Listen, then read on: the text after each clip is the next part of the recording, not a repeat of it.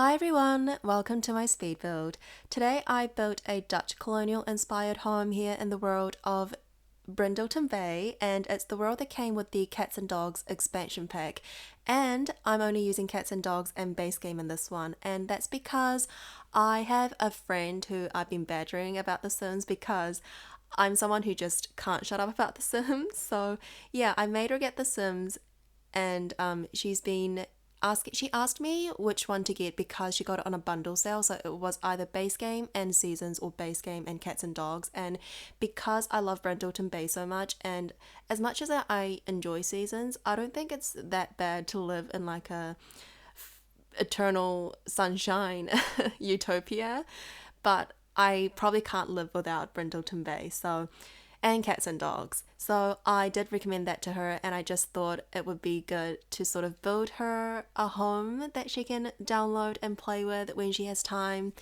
We're currently in exam season, so I don't expect her to do anything anytime soon. And it's exam season, which is probably also why I've been sort of struggling to upload any videos. Yeah, I've been quite stressed, so yeah, that's the reason why. Yeah, when I decompress with my stress, I usually revert back to playing The Sims. I sort of like recluse and like go into playing The Sims rather than like talking or doing voiceovers. As much as I enjoy voiceovers, by the way. And yeah, also, this home was built, I think, a couple of weeks ago now. So, if I don't remember some of the things that I did, it's probably because it's been a while and the footage has been sitting on my editing program for a couple of weeks now. So, yeah, that's why. And you'll see that I'm currently building on a sort of vertical 30 by 20 lot in Dashand Creek. But I do move the lot over to Hindquarter Hideaway quite soon after this, yeah, right now. And that's because I just needed more space, like horizontally as opposed to vertically, because I wanted to do a bit of train manipulation.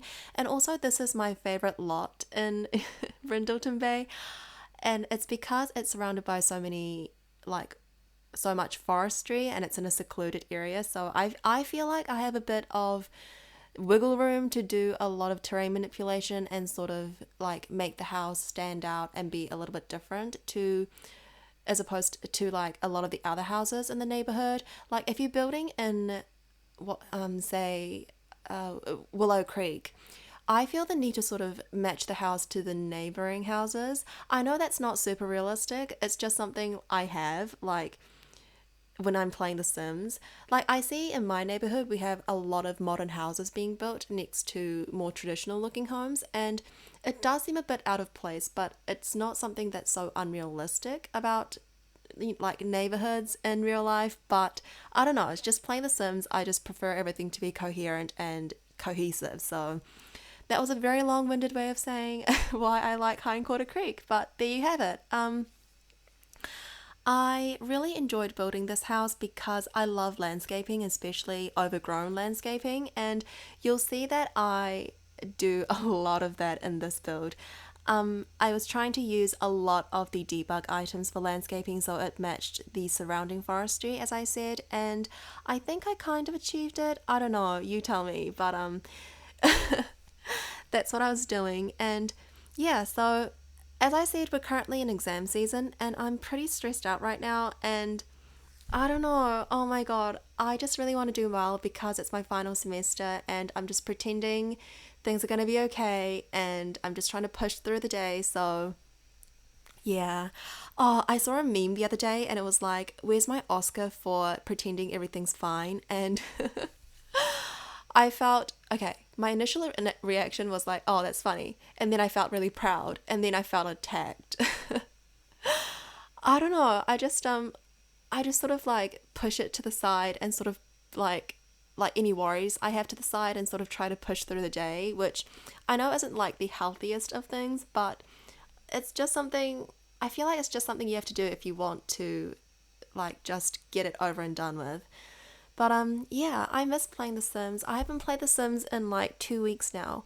I have another footage sitting in my editing program, and it's a base game only home, and I haven't like edited it or done a voiceover for it. So maybe as a decompressing mechanism, decompressing way, I will do a voiceover for that between my studies. But yeah, I wanted to do this one first because I prefer this one over the other one.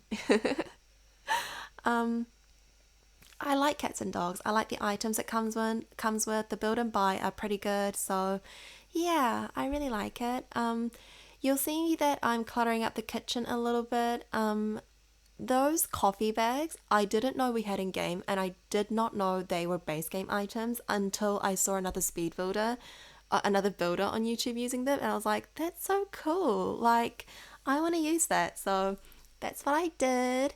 And the house actually, I don't really like the floor plan too much. I'm not too fond of it, but I did my best, even though my best isn't like good. So I'm going to stick by my decisions. I'm going to stand by my decisions.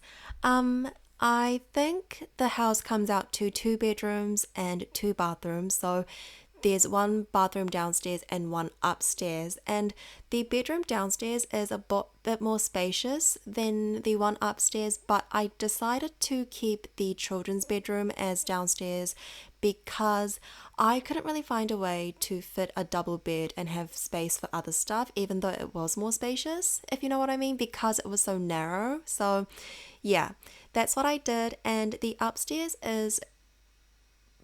bedroom is quite simple. You'll see later on. It just has a double bed and like a wardrobe, and that's it. So it's a pretty like crammed and sort of tiny home, but you know, you like it, just take it for what it is. It's cozy, okay?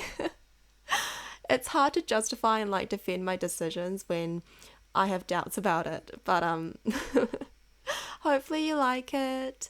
I did really enjoy doing the interior furnishing because I just really like cats and dogs furniture and the sort of aesthetic it comes with.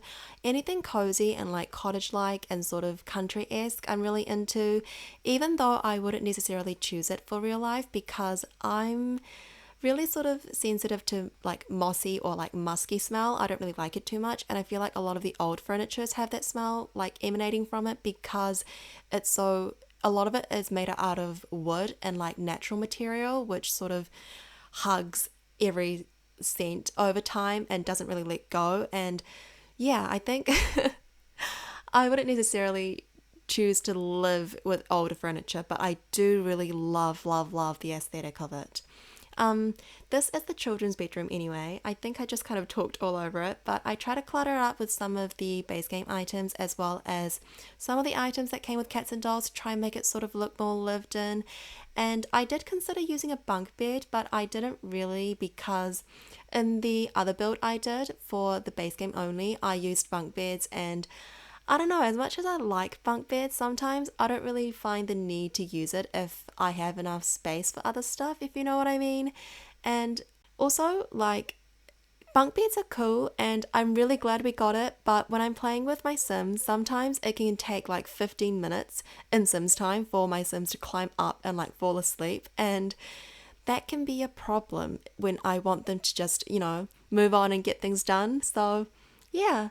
Here I'm moving on to the quote unquote master bedroom for the parents, and oh, it's such a tiny squish space and they don't even have that many windows. So I'm not too sure if like the parents will enjoy living in this house if I were them.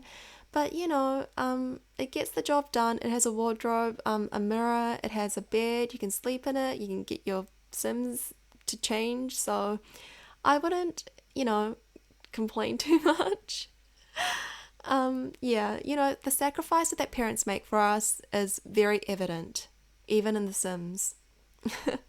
And over here, I made a sort of recreational area slash office area for your Sims to have like a lot of skill building items, and it leads out into this beautiful balcony area where you can like overlook the pond and the sort of forestry and the view. And I really like the house for that reason. I don't think I do a lot of balconies in houses, but for this one I did because I was looking at a lot of inspirational photos for like Dutch colonial homes, and a lot of them had these balconies and they were overlooking these beautiful views because, you know, prime real estate is real on these websites. That is so unachievable, but you know, you can replicate it in The Sims and find comfort in that, which I do. So yeah, I live vicariously through my Sims. Anyway, we're almost finished up with the build. I'm just placing a couple more items. So if you like this build and you want to see more, please subscribe to the channel and hit the like button. It's so awkward for me to say that, but